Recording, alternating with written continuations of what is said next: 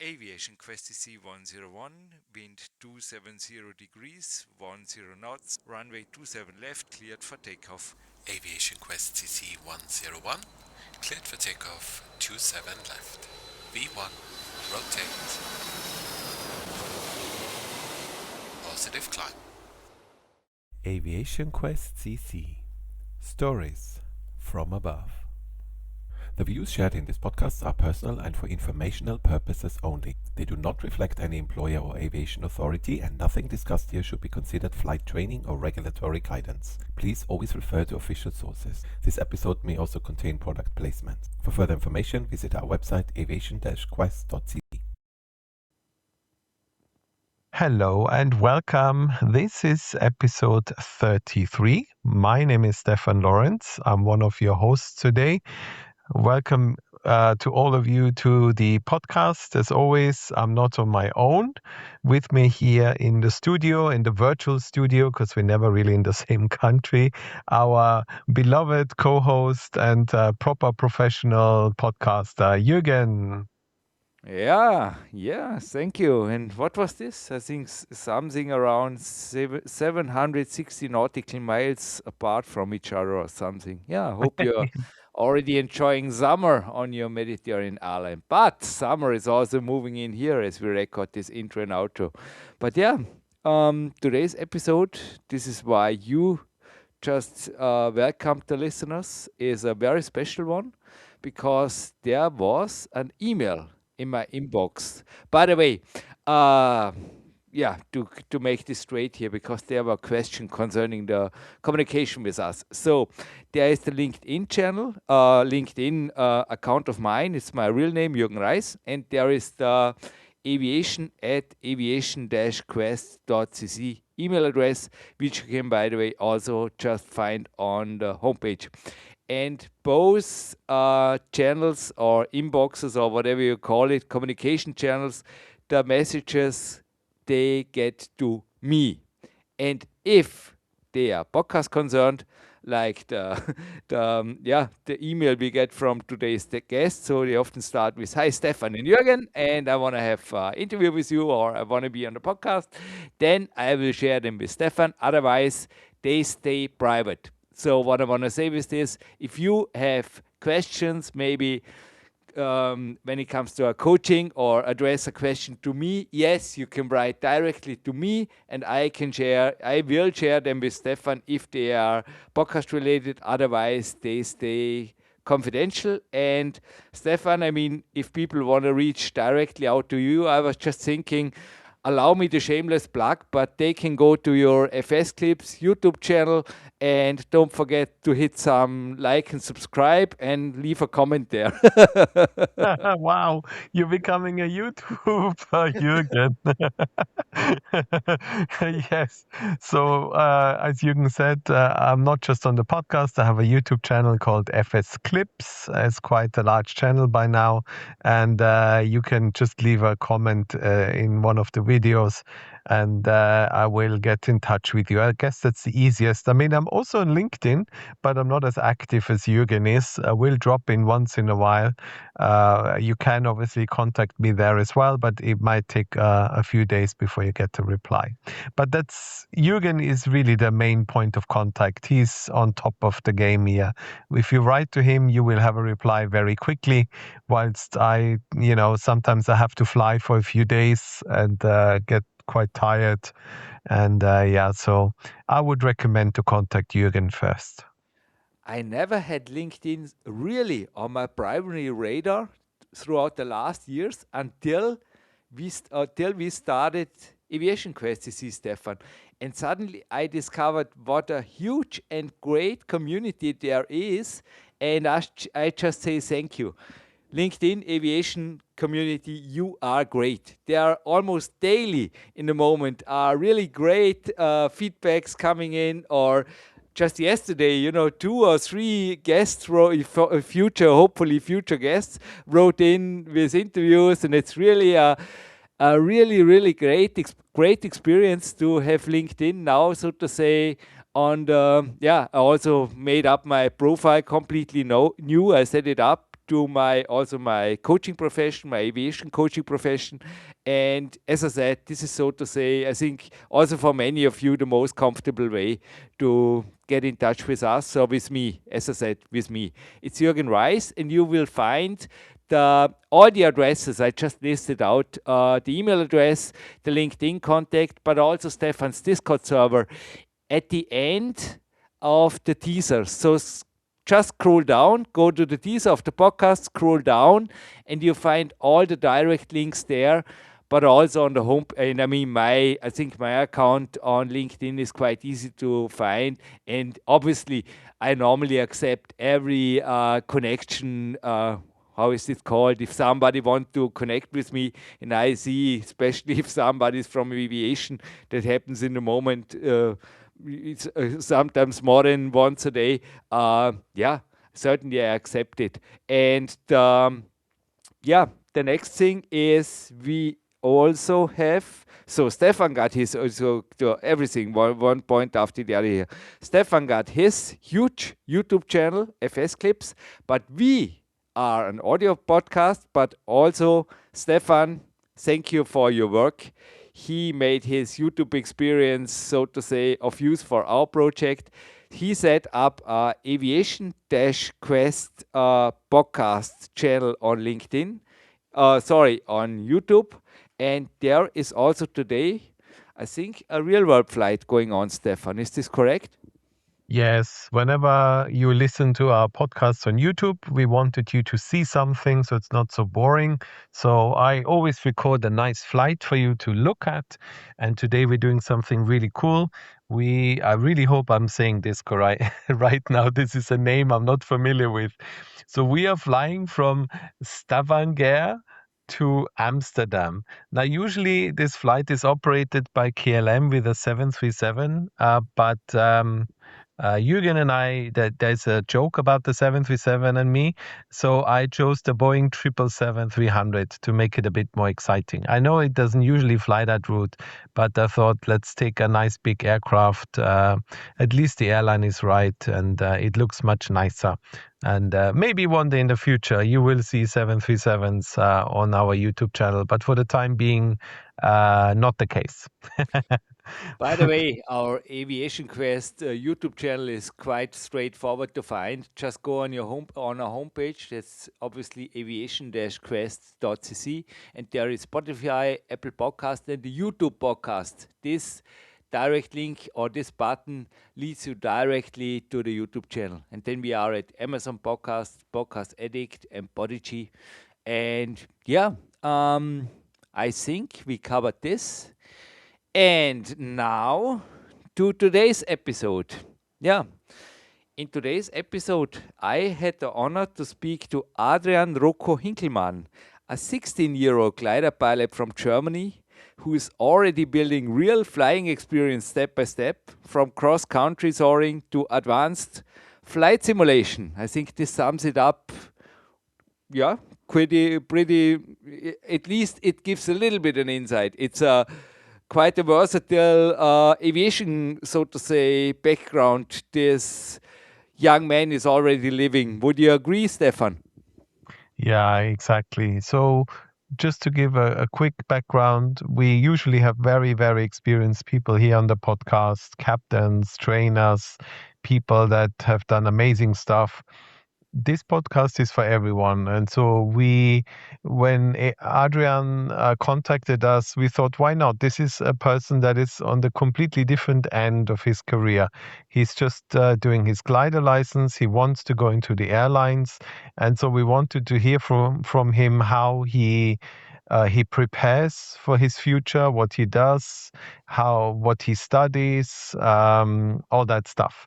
So maybe of interest to some other people out there that are thinking of getting into the industry or into the cockpit, to see how someone else is trying to fulfill that dream.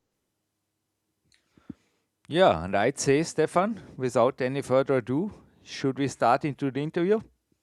Absolutely. So, yeah, without further ado, let's get started with the interview, and we'll hear you on the other side. Adrian, welcome to Aviation Quest CC. Great to have you with us. you are certainly the youngest guest so far, and I really respect you jumping into an aviation podcast in English. Great. Welcome on the show. Hello, Jürgen. I'm very great to be here, and yeah, I'm really looking forward to doing this now. Yeah, I mean, we are recording this with Easter 2026, just a few days ahead, Adrian. Yeah, I mean, especially listeners in the DACH region will maybe remember these days. The winter had a strange comeback. Oh What's yeah. your, let's say in the current moment, what are you doing in, you know, I have just Stuttgart weather on my screen. It's Stuttgart Airport, 8 degrees. So I guess it's a good day to have a podcast and a flight sim session. No, joke by side. Give us your current situation.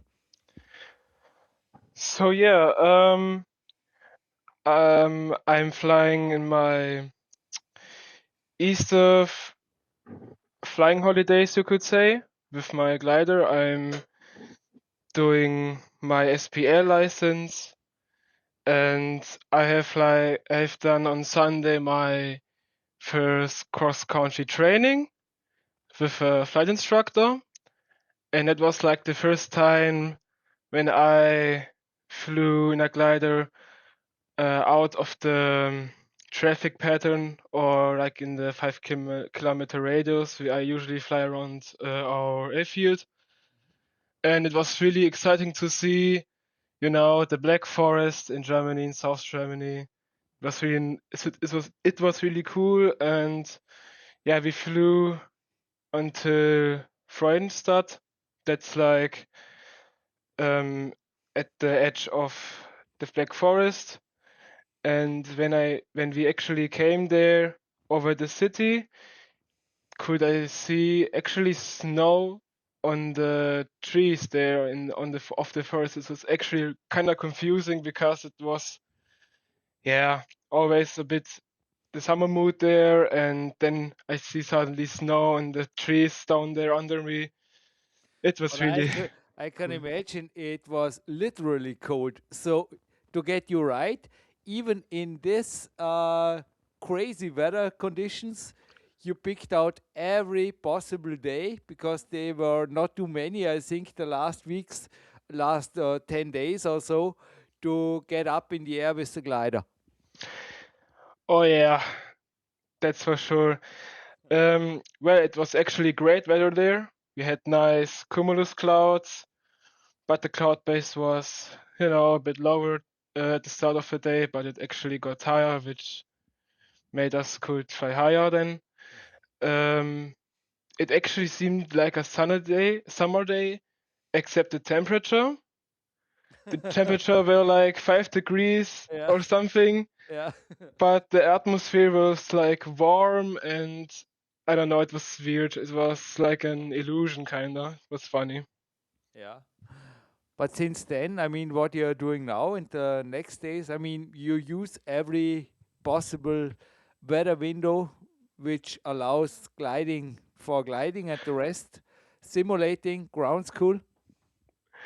Well, almost. We don't. I don't fly sadly every day when I want to because I don't have my license yet. I'm a student pilot yet. I would maybe need to organize some things like people on the ground to get me up in the air and a flight instructor. So it's a bit likely unnecessary, you could say, as a student pilot. But in my club, it's actually like so that when you get a license, that you actually can call somebody, who has a license for towing planes, Yeah, and you actually then at least need one another guy who holds your wing at the start of the takeoff or something, so your wing doesn't get in contact with the ground right at the starting phase of the towing plane, towing you up in the air. Yeah, you could do that with a license. You just need to communicate this with some people. but the really Easter flying is actually starting this Friday now. Okay. And in that time, do I actually study for my for the 80 or how do you was heißt Sprechfunkzeugnis? Wie ist The der eins? radio telephony you wrote me down. I think you're still working on this, aren't you? The radio work, radio communication. Yeah, the radio Yeah, telephony, yeah, radio communication. yeah. I'm doing the version of the first version. Okay. That's like for German and English. Yeah. Yeah, I had a like course there in my club too. There was a guy in my club who acted like a teacher, and he was playing the controller like Okay. at some airports, and then we did a flight from A to B. Yeah, it started from getting your taxi clearance to take off and etc. And we did it so that you could start with German on the Okay. frequency, Yeah. you could call it, and then you had to approach the destination airport in English Okay. or in the other way. That was actually kind of fun too. But what actually kind of surprised me is that it was at the beginning a bit more difficult than I thought, because I'm flight simming now really like for the last 3 or 4 years now, Mhm. and I'm flying on Watsim like now for the last 2 years. Yeah. But I thought that I would do better at the beginning because of my VATSIM experience. But it, you have to understand, on VATSIM you mostly fly IFR, or the most people do at least. Yeah. And like the radio telephony communication thing is VFR only. It was the only weird thing. It was not as always. Yeah, right. Yeah, I mean, real world and simulation, there are often some differences. Speaking of experience. But yeah, I mean, knock on wood here, by the time this podcast goes online, you will have earned your sailplane pilot license. And yeah, what changes after you have your sailplane pilot license, Adrian? What do you think will happen this year, maybe also the next year, to have already a little bit of glimpse into your aviator future? Well, so the number thing is maybe the that I have less mental things I have to worry about, because I'm um, likely every day a bit excited bec- because of the thought of having my license in the next 2 months or so. Firstly that, and it reduces like the work I normally have throughout the days. I, every day I look that I have done at least something for my license, and yeah, and then I can focus more in school, because I'm um, finishing school in 2 years or so, and my Sure. grades are okay, acceptable, but yeah, I'm actually okay with it. But I want to improve them a little bit more, and that's actually maybe a bit important for for my final exams, and yeah, firstly that, and I will continue flying gliders much more now, Mhm. um, as I then have access to other gliders which have much more performance than the gliders I have flown, or our students pilots flew in our club. Mhm. So I could even discover South Germany, and all that. And it's a nice thought of it's really a nice thought of flying out a bit more, or to somewhere that's a bit more distant. And Yeah. certainly focusing on the school sounds more than necessary because, yeah, you are aiming for the airlines, and still, I mean, school is, so to say, the foundation to be good in school. I think also, especially when you're looking maybe towards a scholarship program or something. I mean, this is, hey, go for it, give your best. Yeah, well, coming to that, I have actually um, researched a bit around the internet, and it the most say it's not that important to have the very perfect grades in aviation world when you want to come to the airlines. It's it's a it's a good thing to have perfect grades when you want to come to airlines, especially for the big ones like Lufthansa or Emirates, or I don't know, yeah. But I think I don't want to like crush my head because only of school. I want to continue flying simulator, and to enjoy my life, because and I'm saying that because the last years that I had a different mindset. I used to study very much for some exams, Yeah. but still got um, ex- surprisingly bad grades, which kind of gave the gave me the motivation. It got the steeled my motivation, or yeah, and I can remember the days when I studied in the summer in my room, and then I looked out of my window and I don't know, saw some families out there having fun or something, and it was kind of painful to watch sometimes. And I know. yeah. I know exactly what, because I was in a apprenticeship when I was a glider pilot, and I know it hmm hurts. It hurts when Yeah. you have the perfect day, but also some pretty important project. And yeah, I mean, but everything on its at its time. And I'd say we leave it like this: you do best as you can in school, but also certainly, yeah, you go on with flying. I'd say we'd leave it like this. And yeah, if you allow, Adrian, take us back to your early beginnings, because I mean, with the lines you have written to me, it seems to me that you are almost a born pilot. At least, yeah, I mean, this A320 cockpit, the plane Stefan, or the airplane Stefan is flying for living, certainly. I think it hmm was a game changer from early on.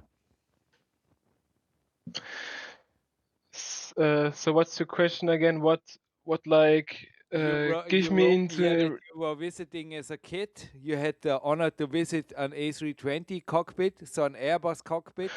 And I think yeah. this already Okay, was, now I get so it. to Sorry. say, the beginning of yeah, of an aviation love story. Oh yeah, I can remember. So back then, when I was 6 years old, I remember flying to Croatia for the holidays, and I know I can remember it was with German wings, and then arriving there on the parking stand.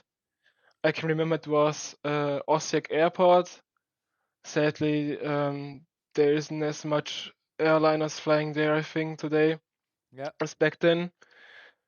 And I can remember when almost when while leaving the airplane, I was I was looking at the cockpit, but I was kind of nervous or had a fear. Like and my heart was kind of beating fast, and then right when I wanted to leave the plane, the stewardess offered me to visit the flight deck, And then I said yes, okay. And I can remember the captain was, I think, out and maybe checking the airplane or something, but he wasn't in the cockpit. There was only the first officer there, looking for the MCDU or the flight plan or for some clearances, I don't know. Yeah. And then I got into the captain seat. Wow. So you And were a 6-year-old captain. This is great. yeah, and I remember the first officer, he actually offered me to push some buttons, and my mother uh, filmed me, had made a video all about it, and I pushed like the red button on the side stick, and then it said the GPWS called out the priority left, and I I You were the pressed you something. were the captain. You were the captain. Yeah, I were the captain, and I remember I think maybe pushed a button something else, but I don't remember now. And I only realized like a year ago when I was rewatching this video what this GPS call out actually was. And it was kinda a cool experience, like watching this very, very old video of me, and then finally understanding what this now made, this button, this red button on the side, that's the autopilot disconnect button. Yeah, But I mean, the and airplane was safely parked, if I get you right. So it was a yeah, yeah, certainly, certainly. If somebody listening in now is, oh, what was going on there? No, you were already. So yeah, the yeah, airplane was certainly shut down. yeah, Or yeah, not shut and down, but on it was secure. Certainly, everything was secure going on here. yeah, But I yeah, think and the next thing, I mean, from then on, you had the aviation bug, I guess. yeah, right, and that was like the spark, which now changed my life.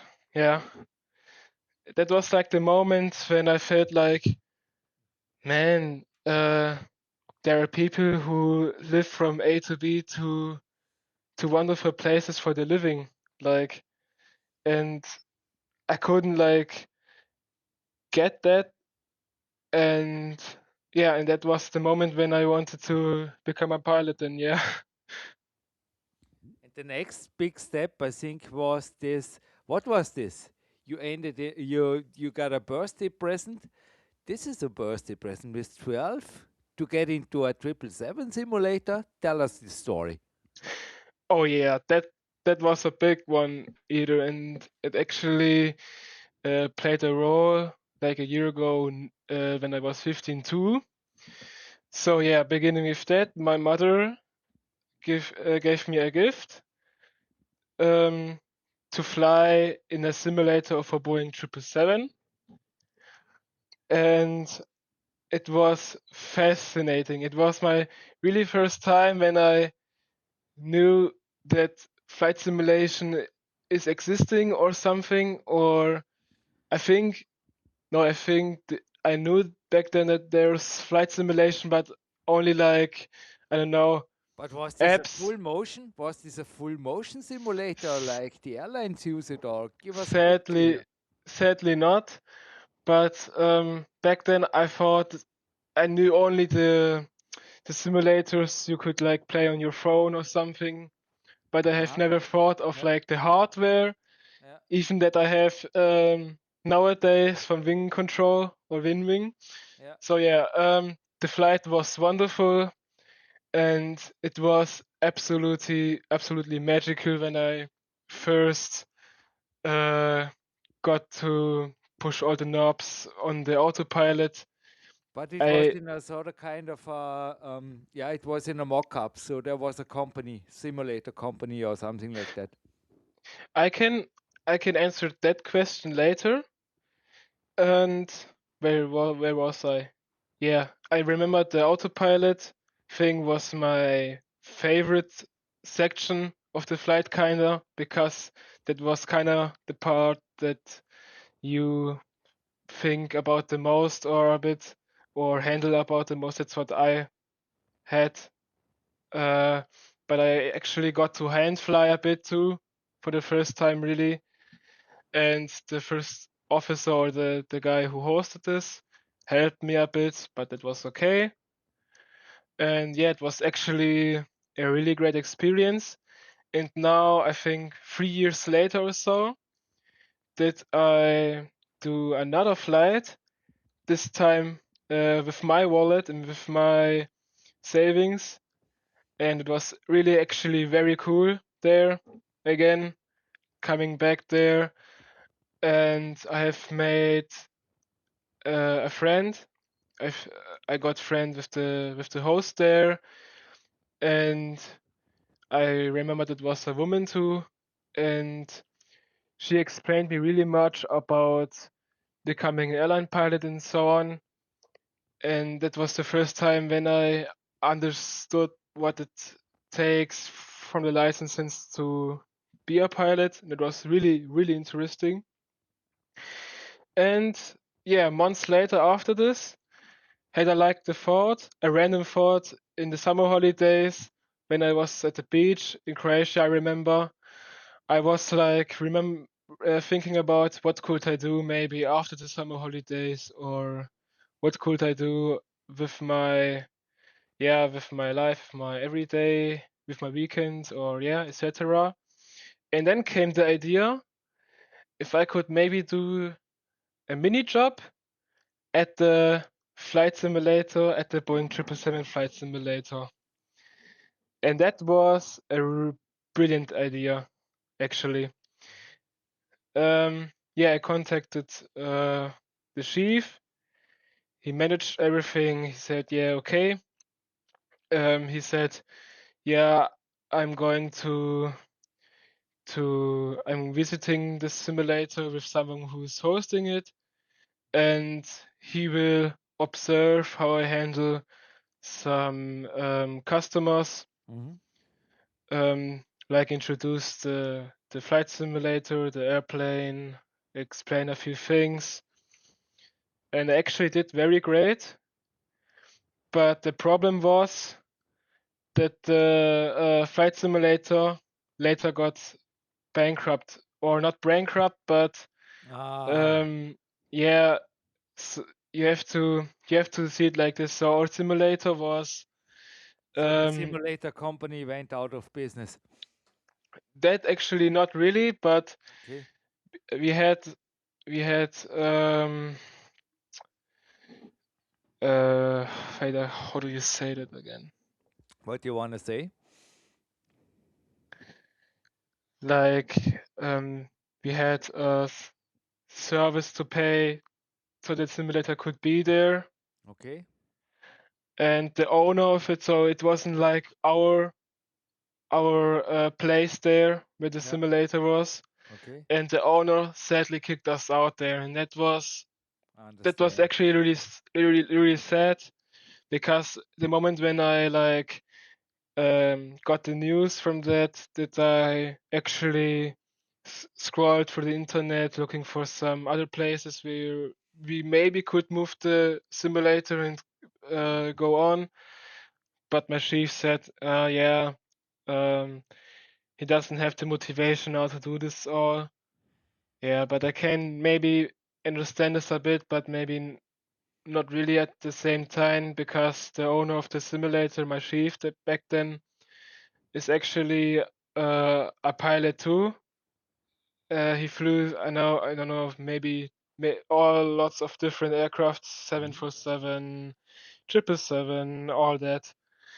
Yeah, and it was a bit sad for me because I had actually then uh, almost found a place, but but it was a great time, even when it was like a short window that I served here. Yeah. I could fly the simulator to places where I wanted short breaks when we were waiting for the guests. Yeah. And yeah, it was actually a very nice time. And I remember then, like this time around that I bought the PMDG 777, which was then actually cool too. And then I could study a bit more the detail that was actually in this aircraft. Yeah. But yeah, let's take the next chapter. Okay, let's get into the next chapter. You also wrote me you are an active flight simmer. You Mm-hmm. know, you already mentioned it with FATSIM, etc., and also a passionate plane spotter. So you got a passion for plane spotting, I guess, in Stuttgart International Airport. Yeah, mostly. And yeah, what about the flight simming? Tell us about this sides of your aviation career because you are quite versatile. I mean, plane spotting, flight simming, and glider with 16. I mean, wow. Yeah, take us a little bit into the other categories of your aviation passion. Yeah. So, like 1 year ago, one year before, I was signing up for the Boeing 777 simulator to work with. Did I really start my flight sim passion? Um, I started VATSIM and I had from Thrustmaster the Airbus Captain Pack. It's like with the side stick, and you actually can change the side stick so you can choose between if you want to fly with the side stick in Captain configuration or with the first officer's configuration. That was cool, and you got like a throttle quadrant, which was also very cool. You got actually the the ignition starter mode and the landing gear button and some other things you could do. There were even flaps and air brakes there. It was the best thing you could get for $250 or euros. But it was a really, really nice hardware product I've used for a very long time. And yeah, I have started on Xbox actually. I I got an Xbox only for flight simming actually back then, Okay. and that was actually kind of fun. I got to study the 737 the first time from the PMDG and the Air320, and I can remember Builds then published their A320, the more detailed one, and yeah, it was actually very cool because you So we could. are talking study level aircrafts on the PC, certainly.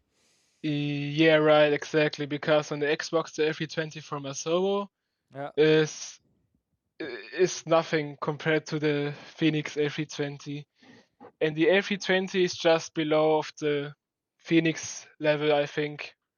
Yeah. Um, then my father actually gifted me a gaming PC out of nowhere. I was very surprised, and the first thing that I did is to install Microsoft Flight Simulator and finally install all the softwares and things you could download on PC but not on Xbox. And yeah, and since then did I started to buy some hardware products, more hardware products like the WinWing MCDU for Airbus and the Autopilot FCU and the EFIS. I even then upgraded my joystick, Wing Control 2 or WinWing. Yeah, I'm still a bit confused with the new name of this company. I have the USA minor stick, and it actually feels more realistically because because it actually has a spring there built in, which kind of makes it feel a bit better compared to my older joystick. And then I even got a new throttle quadrant from Winwing 2, and it's Orient 2 F15 throttle quadrant. It's actually for military-based airplanes meant, but there are so many buttons on the thrust levers and on the quadrant itself that I thought, oh, that would be great for DCS too, because I used to play DCS very much too. Yeah. I always flew the F-14 Tomcat. Okay. I love that aircraft. The only problem is that the servers, the multiplayer, just kinda was a bit broken because the enemies mostly had like F-16, F-18s playing against me, which is unfair because they have an either radar, much better radar, or Yeah. and they have a much shorter time to fire a missile at me and all that. And yeah, I'm right now not sadly active in DCS, but I know it was a really great time. And one thing about flying DCS2 is that last year I was on the Aero in Friedrichshafen, Yeah. and I remember there was like this simulator hangar, Mm-hmm.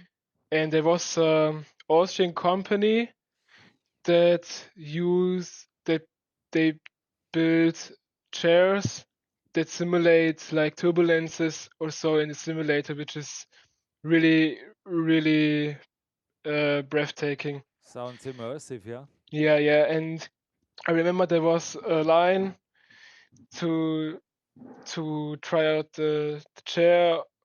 I could see that you would get a VR headset on your head and a little F-18 cockpit, only with Winwing hardware too. And I could already see, wow, this must be cool in VR. I have never tried VR before back then, and I really wanted to try that out. And I actually have made a friend there. We we started talking there, and this was like a spark of a really great friendship. We are still friends now, and even today I've contacted him that I've booked some flights for the ILA in Berlin so that we can go together there. And yeah, and coming back to the Austrian company there, I remembered all the people that were in front of me failed at trying to land at this aircraft carrier there, and that was actually the main objective that the people from this Austrian company gave you, and it was actually one of the best feelings, kinda, to be the only one of like You these did it. 20 You people did there it. to You nailed it. yeah You to nailed it. achieve the landing Yeah. there. Great.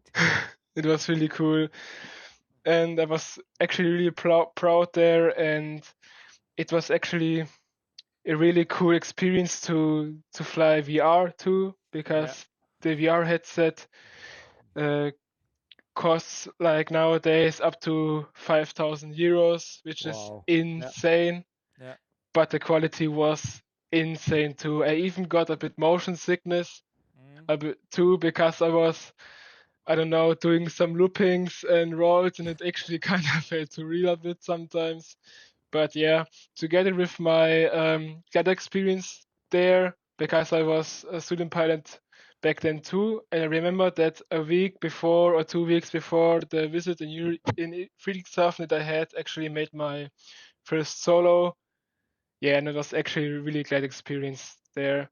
And I'm really looking forward to visiting the ILA in Berlin, and yeah. Yeah. Great.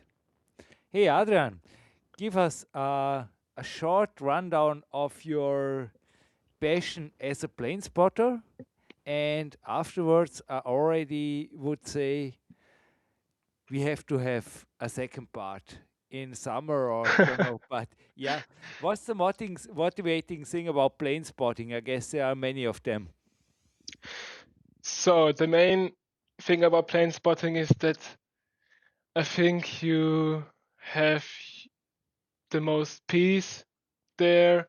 You know, you're just standing Yeah, there watching big metal tubes that are loud, which fascinates you. yeah. And yeah, if you have a great setup, a great camera, you can actually take great pictures.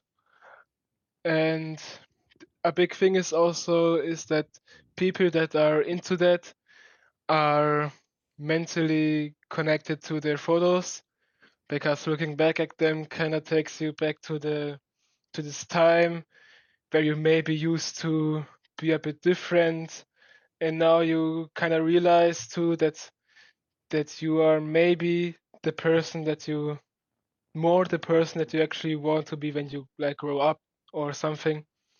But yeah, and um, it's actually just fascinating when especially rare planes come in.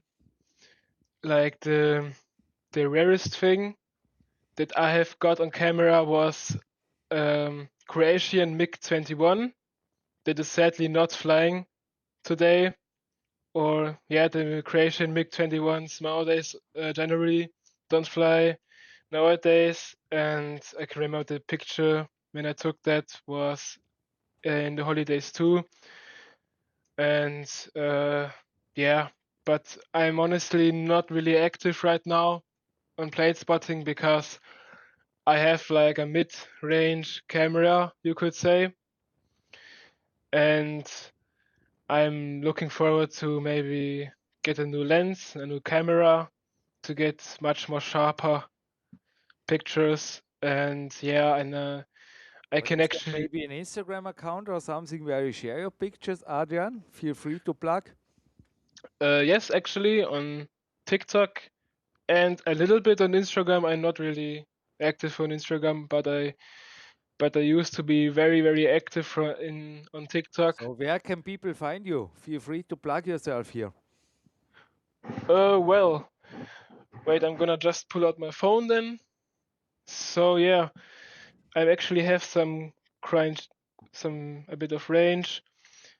So my name is K6CR Enjoyer, um, then an underline 99, and yeah, how the name says, the K6CR Enjoyer, because it's the glider that I have the most joy or had the most joy flying with in my career so far. It's a very old plane. It's maybe the same age as my grandpa, but it's really fun. Yeah. And I've actually now 60,000 likes and 1,745 followers. I also have some footage of my glider flights, and yeah, Great. that would So be people cool can get for. in touch with you. Aviation enthusiasts can get in touch with you there. Yeah, sure. And when looking at my account, then you would also see that I'm doing model planes, scale models. Great. And this is a hobby for itself too. You haven't Yeah, even you haven't even read me about this. This is yeah. We will have to have another interview, Adrian. I think really. yeah. I already make a tentative note for part two with Adrian this summer, if you allow, and we will have to cover some things in details. We just didn't have the time today, and some things I wasn't even informed, like the RC plane thing. I wanna hear about this. Sounds like a plan. Yeah, I'm actually surprised. Um, yeah, I'm really looking forward to it. Yeah, But there's like one more thing sure. about flying gliders. When being really young, and it's psychology thing about that, and it's actually maybe a bit more of a puberty thing too. But yeah, I remember then when I had my first flying season, that sometimes when I didn't fly as good than I expected normally, then I would like kind of maybe get really sad or so. And even like some months ago when I was studying for my theoretical exam, had sometimes really low hope, but I actually did the theoretical exam really better than I thought than it would be. And it was kind of funny the day when I passed the test, to know that the night before that I had an emotional crash out because of the meteorology area there. I didn't understand just a really little things, which then made me kind of go crash out for some reason. But yeah, I actually did it now. And for the ones listening and yeah, just thinking about becoming a pilot or being already in that phase, it's very important to know that you will improve with your career. It's just really normal, and I I see really much student pilots who don't accept themselves or who are too hard to themselves for not really for making this way. And one more thing either, I see very much on social media like people who post that yeah, it's impossible to become a pilot or something, or pictures.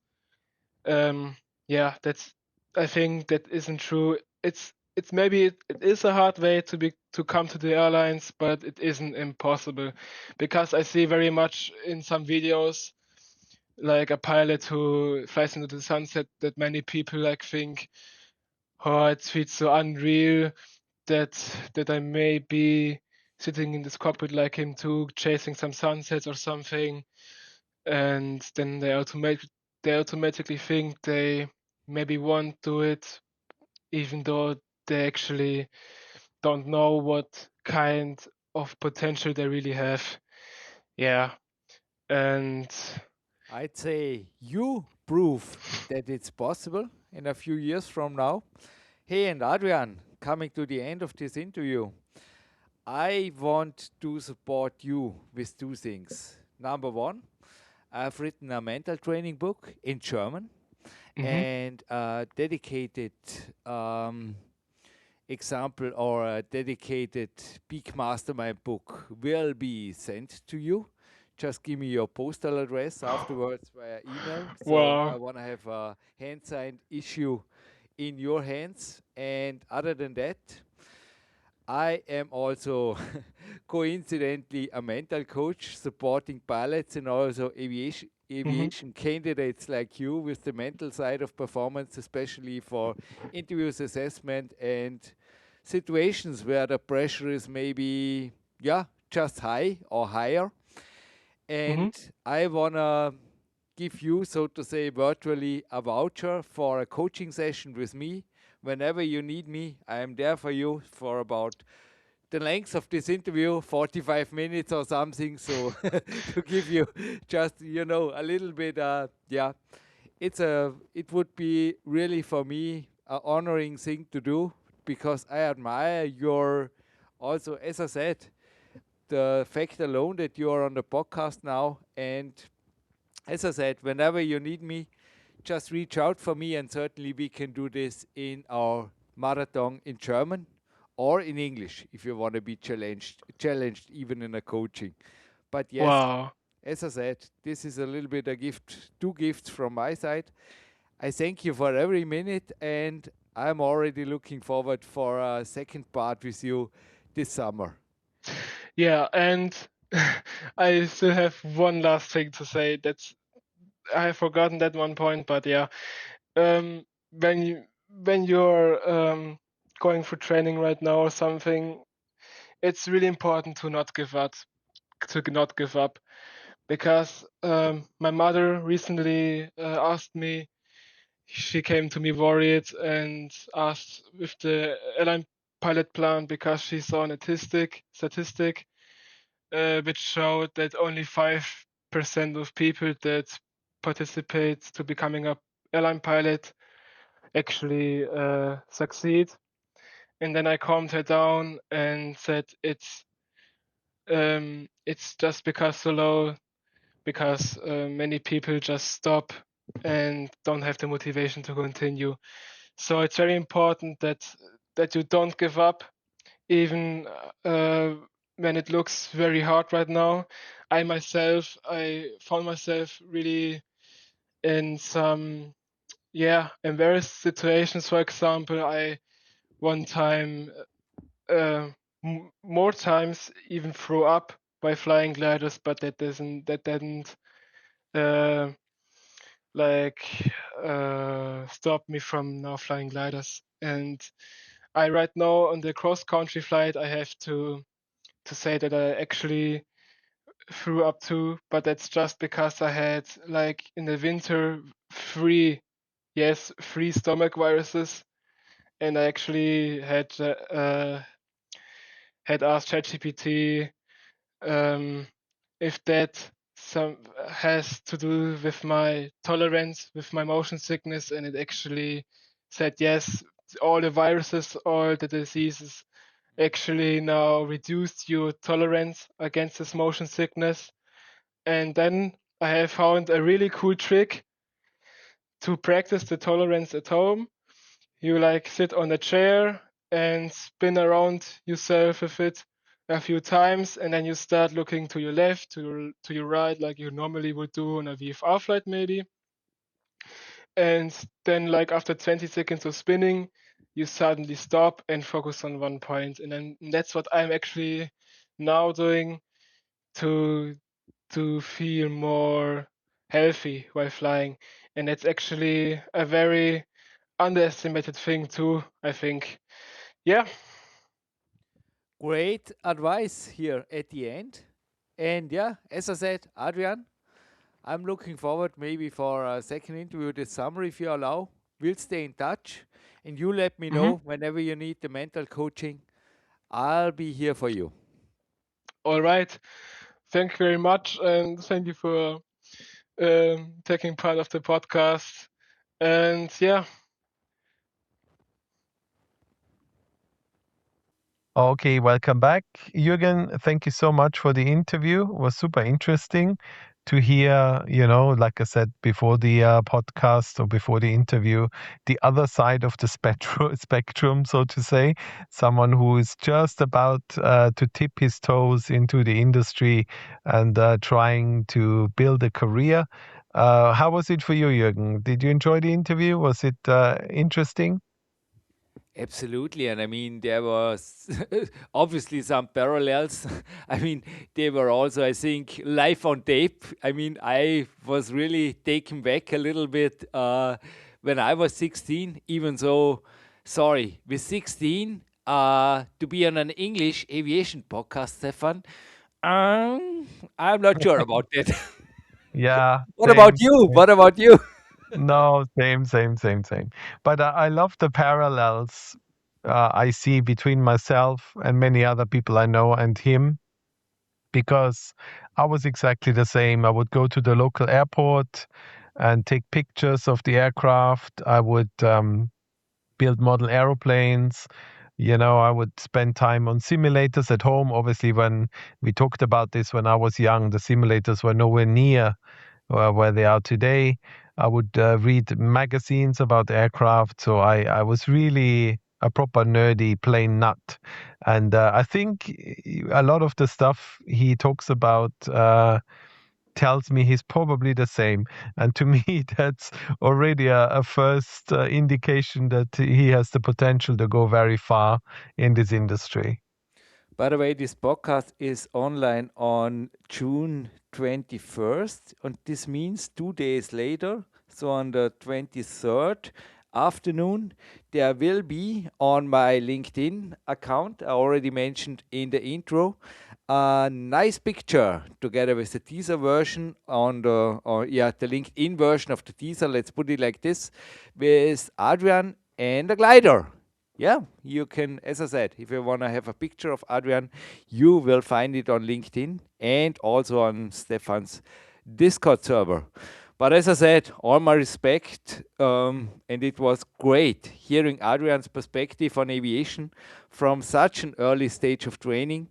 And we certainly wish him success in both aviation and in school. I think, Stefan, you will agree. Yeah, exactly. And who knows? Maybe one day I will fly with him in the cockpit. That would be amazing. Stranger things have happened. So yeah, I mean, from my side, we've done all the social media stuff already at the beginning, Jürgen. We're getting very good at this now, slowly. I mean, it's after 30 episodes, we're finally understanding how this works. So from my side, thank you for the interview, Jürgen, and thank you for being here today again. And yeah, I look forward to speaking to you soon. Yeah, just let me add one thing about the LinkedIn work, if you allow. If I'm just sorry, I'm today a little bit, yeah, I'm putting a lot of effort in this. Yeah, if you want to reach out for us, the way Adrian did it is also fine with per email. But the quickest and most comfortable way is in the moment my normal, under my real name, the LinkedIn account. And every Tuesday afternoon, there's the podcast, and every Thursday afternoon, there is a little bit an insight from my mental coaching syllabus for aviation professionals, which is, by the way, so to say, an operational manual for the pilots coachings I am providing. But yeah, that said, I say we are looking forward. Yeah, we are already planning into the summer. Stefan, I have to speak to you a couple of minutes afterwards. Podcast strategically, a lot of things are going on. A lot of things already yesterday happened. I want to tell you, it's really, yeah, it's an amazing project, and yeah, pun intended, it took off. Very good. I'm curious to hear more. All right. Well, yeah, I'm happy to bring it to an end. So, like I said, thank you to everyone for listening, and hopefully you will be back with us next time.